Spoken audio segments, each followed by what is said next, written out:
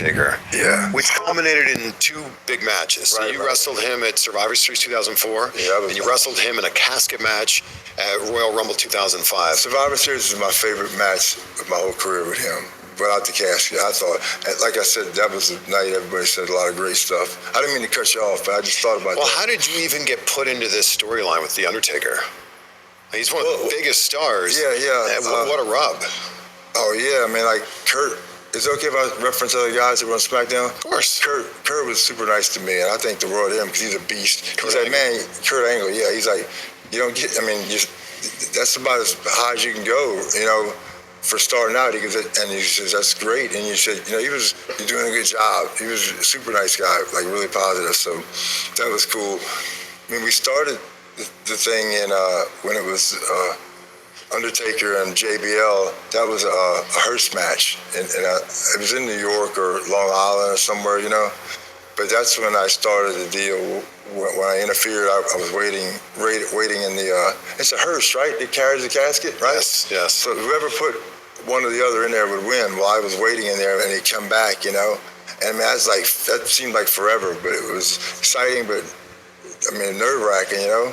Because I mean, I hadn't wrestled for 20 years, bro, you know? I mean, so yeah, I jumped out there to interfere in that, you know? And I put him in there. I think I used chloroform or something that makes him pass out. Is it chloroform? Yeah. That's what it's supposed to be or whatnot. But I put him in there and I knock on the thing, and I think Paul was driving it. And then the next thing you see is me down there in that big Bronco. Not to be confused with any other Broncos. But I drive down and crash it into the thing, and it blows up and whatnot. And I'm all bloody and stuff, and Paul's like, we gotta go, man, we gotta get out of here. I'm sitting there like, acting like, yeah, I killed him, he's gone. I finished him off, and then we leave, and I think the next segment's Teddy Long saying, hey, man, you know what, he wasn't even in there. And Paul's like, what? He's like, yeah, I had to get the jaws of life, but he wasn't in there. So, like, we cost him the belt, you know. That was the start of it, right? Yeah, what was it like working with The Undertaker? That was insane, man. It was, I would be so cottonmouthed because his intro is so long, you know? I would always hide waters in places like outside the ring and stuff if I get thrown out so I could have something to drink. Because, man, my mouth would dry. I think it was nerves, you know? But if your mouth's dry and you can't breathe and stuff, you know? But it was crazy. Working him was just tremendous. I mean, I can't even describe it. So talk to me about this match you have with The Undertaker at Survivor Series 2004. Right. How are you feeling going into this match? I mean, I think we did some house shows, man. It's hard for me to remember. You did a lot of house shows. I did work them outside of the TVs, you know? Yeah. Because the TV, they kind of built up with it, and it was a big match set. But, I mean, the way Undertaker works, and he's so good, it's basically, he told me, he said, hey kid, when you're upside down, it's over. Is that cool? I was like, yeah. And then JBL's like, is he coming to ask you a bunch of times what we're gonna do? He said, no. He goes, see, most of them he's like, these guys just keep coming up to you because they're so nervous. They want to know, what are we gonna do? What are we gonna do? I was like, well, I've worked with some before. He just talk and walk, you know? I mean, it's okay with break kayfabe. I mean, he was so good.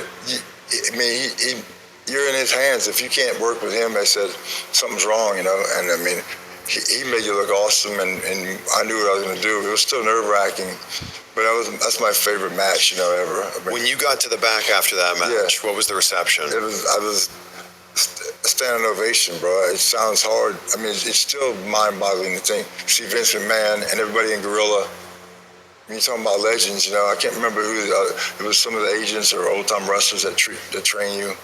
But, man, that was a trip, you know. And then I had Booker T tell me after, when we were leaving, kid, you stole the show tonight, you know. I was like, damn, that's awesome.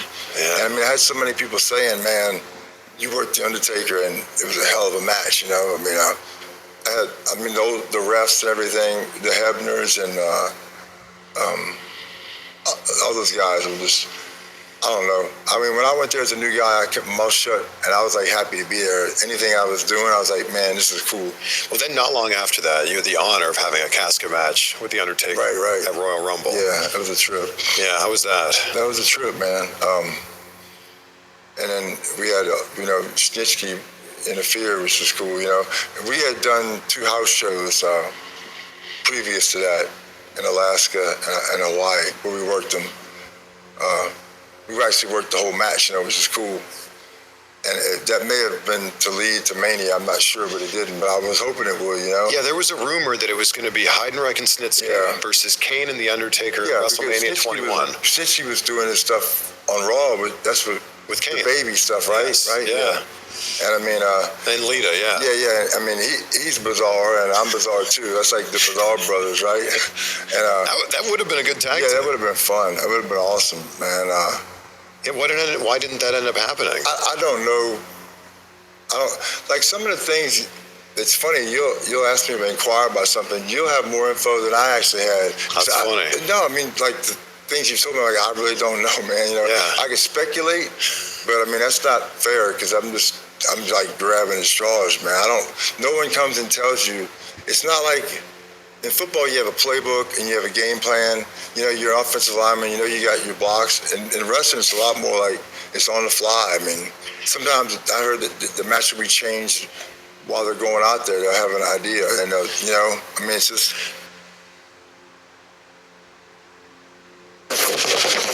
Out